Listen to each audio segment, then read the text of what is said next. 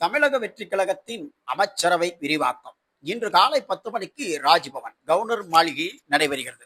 மொத்தம் 23 பேர் பதவியேற்க உள்ள நிலையில் 2 பேர் காங்கிரஸ். இதோ அதற்கான பட்டியல். ஸ்ரீநாத் தூத்துக்குடி, கமலி அவினாஷி, குமரபாளையம் விஜயலட்சுமி, ரஞ்சித்குமார் காஞ்சிபுரம், வினோத் கும்பகோணம், திருவாடனை ரஜிவி, ராஜ்குமார் கடலூர், காந்திராஜ் அரக்கோணம், ஒட்டப்பிராரம் மதன் ராஜா, ராஜபாளையம் ஜெகதீஸ்வரி, ரஞ்சித்குமார் கிள்ளியூர், விஜய் பாலாஜி ஈரோடு ஈஸ்ட், லோகேஷ் தமிழ்ச்செல்வன் ராசிபுரம், சேலம் சவுத் விஜய் தமிழன் பார்த்திபன், ரமேஷ் ஸ்ரீரங்கம், விஸ்வநாதன் மேலூர், குமார் வேளச்சேரி,